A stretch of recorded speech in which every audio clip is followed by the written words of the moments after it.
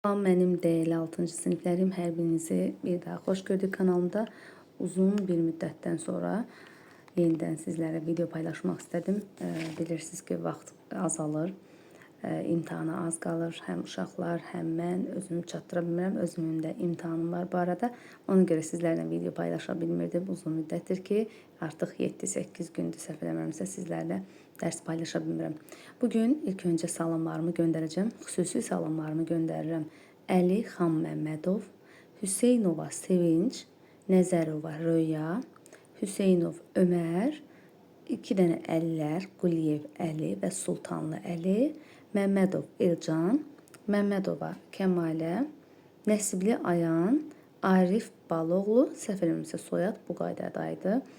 Rəhimli Pəri, öz adaşım, Əsədli Toğrul, Xıdırlı Ayşə, Abdullayeva Zemfira, həmçinin Acalova Yusif, burada nəsə yanlışlıq gedib yenə. Gözəlova Aytaç, bircə dəqiqə. Bax, burada yoxdur, təsəvvür edin. Acalov Yusif, Gözəlova Aytaç, Tahayeva Turac, Əsma Miriyeva, Aylin Aslanlı və İbrahimli Leyla qızımız 6B sinif şagirdidir. Bu qaydada yazmışdı. Mən də belə paylaşıram. Hansı məktəbdir bilmirəm. Salamlarımı, sevgilərimi göndərirəm hər birinə. Dərin təşəkkürlərimi bildirirəm ki, kanalımı sevərək izləyir. Hər birinizə təşəkkürümü bildirirəm əzizlərim. Bugün çalışacağım 3 dərsin izahlarını verim. Dərs izah etməyəcəm, sadəcə tapşırıqlarını verəcəm. Çünki bu 3 bölmənin də dərsini bir videonun içərisində toparlamağa, yığmağa çalışacağım. Deməli, sualımızın birincisi odur ki, yaşadığınız məkanın tarixinə dair hansı məlumatlar söyləyə bilərsiniz? Bu artıq kəndi, yəni öz bildiyinizi, öz xarakterinizi, öz məkanınıza dair məlumatları ancaq axtarıb, araşdırıb tapa bilərsiniz. Uşaqlar, mən bilmirəm, axı siz hansı yerdə yaşayırsınız. Yaşadığınız məkanın adının mənası nədir? Bu sualda sizin yaşadığınız ərazidən asılıdır.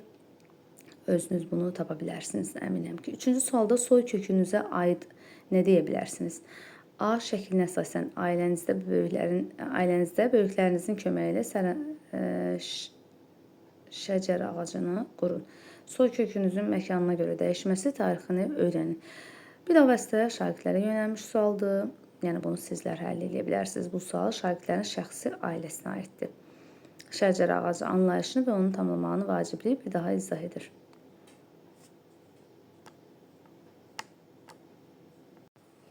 Birinci mövzumuz, birinci dərsimiz vətəndaşlıq vəzifələri olacaq. Deməli, yaşadığınız məkanın tarixinə dair hansı məlumatlar söyləyə bilərsiniz? Bu artıq sizin fikrinizə aid bir suallar. Yəni, bu sualı ancaq özünüz yaza bilərsiniz. Yaşadığınız məkanın adının mənası nədir? Yenə də həmçinin yaşadığınız ərazidən asılı olaraq dəyişkən cavablıdır. Soy kökünüzə aid nə deyə bilərsiniz? A şəklinə əsasən ailənizdə böyüklərin köməyi ilə şəcər ağacını qurun. Deməli, siz bunu ancaq nənə babalarınızdan, ana-atalarınızdan yaşadığı məkana dair nə vaxt, hardan gəldiklərinə dair məlumatlar soruşa bilərsiniz. Bu 3 sual ancaq sizin özünüzdən asılı bir suallardır və asan suallardır. B şəklində hansı kollektiv təsvir edilmişdir? Siz daha hansı kollektivlərdə iştirak edirsiniz? Şəxsi fikirlərinizdə, idman klubunda, musiqi məktəbində və yaxud da kurslarda, rəqsdə, rəssamlıqda kim hansı kursda iştirak edibsə onları yaza bilərsiniz. 5-ci sualda C şəklinə əsasən insanların sosial vəzifələrinin nədən ibarət olduğunu sadalayın.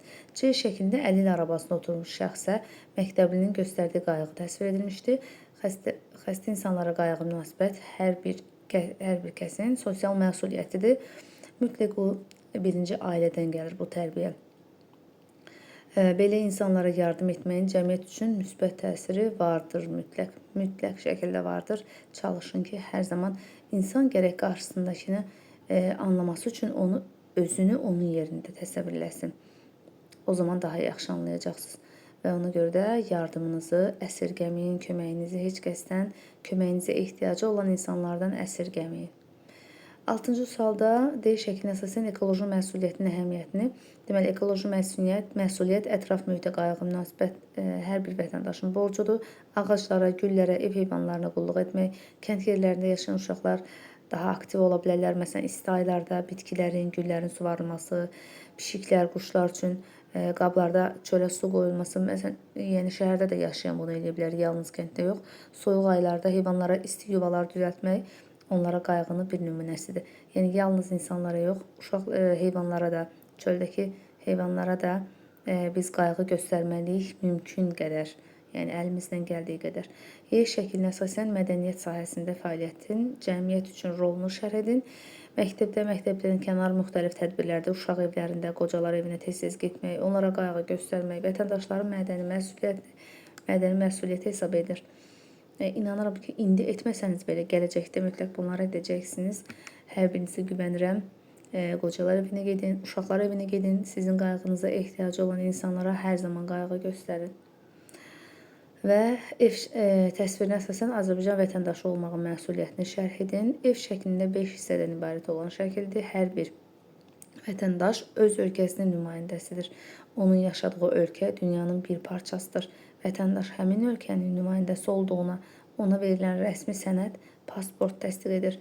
Yəni məsuliyyət odur ki, biz bu dövlətin vətəndaşıyıqsa, o dövlətə layiqli vətəndaş olmalıyıq. Onun adını hər zaman, hər yerdə uca tutmalıyıq. Qeyd şəklində xarici ölkələrdə yaşayan azərbaycanlılar təsvir edilib, onlara yerli vətəndaşla hansı əlaqə? Demək, xaricdə yaşayan azərbaycanlılar iştirak etdiyi kollektivlərdə öz ölkəsini təbliğ edə bilər. Onları Azərbaycan səfirliyinin təşkil etdiyi bayram tədbirlərinə dəvət edə bilər və ya yerli vətəndaşların ənənələrinə uyğun olaraq onları bayramlarda təbrik edə bilərlər. Hər hansı problemin həllində onların iştirakını təşkil edə bilərlər. Bu artıq yenə 10-cu sual öz fikirlərinizdir. Xaricdə yaşayan qohumlarınız, tanışlarınız varmı? Hə və ya yox deyə bilərsiniz. Qısa konkret cavabını verə bilərsiniz. Azərbaycanı xaricdə layiqincə təmsil etmək üçün hansı keyfiyyətlərə malik olmaq lazımdır? Öz ölkəsinin coğrafi mövqeyi haqqında biliklərə sahib olmalı, ana dilini mükəmməl bilməli, ölkəsinin tarixinə aid məlumatlar almalı, dövlətin atributlarını tanımalı, xalqın adət-ənənəsinə, milli bayramlarına aid məlumatlı olmalı. Növbəti dərsimiz Türk Dövlətləri Birliyidir. Dəyərli dostlar, bu da çox maraqlı dərsdir. Deməli, Y təsvirinə və cədvələ əsasən suallara cavab verin. A. Müstəqil Türk dövlətləri hansılardır? A. Təsvirə Türk dövlətlərinin xəritəsi verilib. Dövlətin bayraqları fonunda Azərbaycan, Qazaxıstan, Türkiyə, Özbəkistan, Türkmənistan, Qırğızstan dövlətləri. Müstəqil dövlətlər hansılar oldu? Azərbaycan, Qazaxıstan, Türkiyə, Özbəkistan, Türkmənistan, Qırğızstan. Bir də Kipr var, amma Kipri Türkiyədən başqa müstəqil hesab edən başqa bir ölkə yoxdur. Ona görə də adını çəkmirik. B. Türk dövlətləri yerləşməsinə görə hansı qruplara ayırmaq olar? Cənub-Qərbi Asiyada məsələn Azərbaycan, Türkiyəni deyə bilərik. Mərkəzi Asiya regionunda Qazaxıstan, Özbəkistan, Türkmənistan və Qırğızstanı deyə bilərik uşaqlar. C şəklində, demək xəritəyə əsasən, daha doğrusu C variantında xəritəyə əsasən ərazisi ən böyük Türk dövləti Qazaxıstandır. Qazaxıstan, Türkiyə, Özbəkistan, Türkmənistan, Qırğızstan və Azərbaycan. Hansı Türk dövlətinin 3 tərəfdən dəniz sərhədi var? Əlbəttə ki, bu yarımadada yerləşən Türkiyədən söhbət gedir. Qarşısında, yəni ətrafında Qara, Egey, Mərmərə və Aralıq dənizləri əhatə olunmuşdur. Çünki yarımadadırsa, hər tərəfdən mütləq göllə əhatə olunmalıdır. İkinci sualda B şəklində və cədvələ əsasən yerli türklərin hansı ölkələrdə, yəni müstəqil olmayan, hansı ölkədə belə deyək də qurumu olan, dövlət qurumu olan Türk dövlətlərindən söhbət gedir. Məsələn, Çin Xalq Respublikasının tərkibində Sintizian Uyğur var. Rusiyada çoxlu türk qurumları var. Bunları ayrıca yəni yuxarı siniflərdə keçəcəksiniz. Məsələn, Tatarstan var, Başqırtıstan var, Çuvaş var, Saxa-Yakutiya var, Altay, Xakasiya var, Tıva ölkələri var. Yəni bunlar sərbəst müstəqil dövlət deyirlər. Türk qurumlarıdır, dövlət qurumlarıdır. Kabarda-Balkaristan var, Qaraçay Çərkezlər var. Və digər ölkələrdə də türk xalqları yaşayır. A və C təsvirlərinə əsasən suallara cavab verin. Bayrağın rəngi hansı türk dövlətinin bayrağındadır? Söhbət Qazaxıstandan. Bayraqda günəş rəmzi hansı ölkəni? Bu Qırğızıstanındır. Azərbaycan, Türkmənistan və Türkiyənin bayrağında, yəni deməli dövlət bayrağında izi hansıdır? Söhbət bu ay və 8 güşəli ulduzdan gedir. Azərbaycanda və Türkiyə bayrağında var. D şəklində təsvir edilən Milli Yaylaq Festivalının özünə məxsusluğu, emblemdə qədim türklərin köçəri, el-ad adət-ənənələrini qoruması ifadə olunmuşdur. El-ad. Festival hər il Türk dövlətlərinin birində təşkil olunur. Festivala Türk dövlətlərindən və digər xarici ölkələrdən minlərlə qonaq dəvət olunur. Bu sualı istəsəniz qısaca olaraq da yaza bilərsiniz uşaqlar. Şərti olaraq festival 3 istiqamətdədir. Milli ənənələr, musiqi, rəqslər, sərgilər. B-də uyğun deməli idman oyunları, yarışlar. C-də isə turizm, gəzinti, milli yeməklər və s. B şəklində 5-ci sualda Y şəklinə əsasən çövkən oyununun mahiyyəti, deməli çövkən oyunu at üstündə idman komanda oyunudur. Müasir polo oyununa bənzəyir. Oyunda hər biri 7 nəfərdən ibarət 2 dəstə arasında aparılır. Deməli 2 tərəfdə qoyulan dirəklərdən ibarət rəqib qapılardan topu keçirmək tələb olunur. Atların sayı 6-dır, 6 olmalıdır. Oyun 2 hissəli olmaqla 30 dəqiqə davam edir. Azərbaycanda keçirilən çövkən oyunu Qarabağ atları ilə keçirilir. Türk birliyinin dünyada daha güclü olmasına nə kimi əhəmiyyət ola bilər? Türk birliyinin güclü olması, Türk dövlətlərinin güclü olması deməkdir. Türk dövlətləri xarici siyasətdə eyni mövqedə dayana bilirlər. Öz aralarında daha yaxından əməkdaşlıq edirlər. Müxtəlif sahələrdə təhsil, tibb, hərbi, iqtisadiyyat, mədəniyyət, ticarət, nəqliyyat sahələrində əməkdaşlıq onların daha güclü olmasına imkan verir. Növbəti dərsimiz dünya həqiqətən də böyükdürmü mövzusundandır. Uşaqlar, suallarımıza diqqət edək. Dərslərimizi özümüz oxuyuruq bu dəfə. Məni də anladığınız üçün, dəyər göstərdiyiniz üçün, məni başa düşdüyünüz üçün hər birinizə təşəkkürümü bildirirəm. İnanıram ki, başa düşürsünüz. İzah etməyə vaxt yoxdur. Sadəcə olaraq dərslərin mənasını, daha doğrusu sualların cavablarını verəcəm. Siz sadəcə kitabdan üzünə bircə dəfə oxusanız bəsdir bu dərsləri. Çox maraqlı və sadə, asan dərslərdir. A şəklinin dünya vətəndaşlığı üçün mənasını şərh edin. Okeandakı gəmidə insanlar var. Onlar dünyanın bütün millətlərindəndir. Başqa yerdə heç kim yoxdur. Hamı eyni gəmidədir. Tufan olarsa, hamı məhv ola bilər. İkinci sualda mətn və şəkillərə əsasən qlobal vətəndaşın hansı keyfiyyətləri olmalıdır? Qlobal vətəndaş heç bir dövlətə, millətə mənsub deyil. Qlobal vətəndaşlıq üçün pasport tələb olunmur. Qlobal vətəndaş dünyada olan problemləri düşünür. Deməli, burada hansı sualda qaldıq? B şəklinə əsasən qlobal vətəndaşın qarşısında duran vəzifələr. Buradaydıq.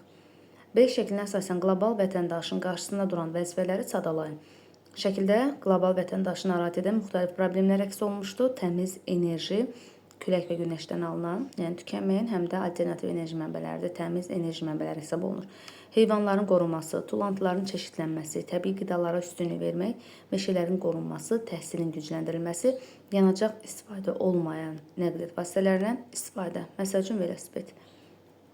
Özünüzü qlobal vətəndaş hesab edirsinizmi? Bu artıq sizin fərdi düşüncənizdir. Əlbəttə ki, bir çoxlarınız yəqin ki, bəli deyəcəksiniz, qlobal vətəndaşam və dünyanın demək olar ki, bütün qaydalarına, dəyişən qaydalarına biz də tabeyik və o qaydada da gedirik. C-də C təsvirinə əsasən rəqəmsal vətəndaşın hansı sahələri əhatə etdiyini müəyyənləşdirin. Rəqəmsal vətəndaşlıq rəqəmsal mühitdə təhlükəsiz və məsuliyyətli şəkildə məşğul olmaq bacarığıdır. Daha sonra C şəklində rəqəmsal vətəndaşlığın imkanlarını sadamaq tapşırığını verir. İnternet, kompüter, onlayn əlaqə və s. 6-cı sualda D təsvirində rəqəmsal vətəndaşlığın hansı elementi verilmişdir? İnternet vasitəsilə ticarət əlaqələrinin qurulması. Bax, bu verilmişdir. Y təsvirinə əsasən rəqəmsal vətəndaşlığın sosial əlaqə vasitələrini sadalayan, rəqəmsal vətəndaşlığın sosial əlaqələri WhatsApp, Facebook, Twitter, Instagram, Telegram, internet və s. yəni bir çoxlarını da əlavə edə bilərsiniz.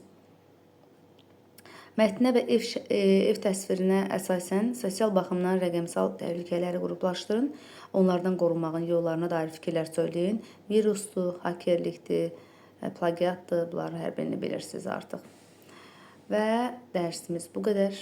Düşünürəm ki, hər biriniz üçün uyğun oldu. Hər birinizə uğurlar arzulayıram.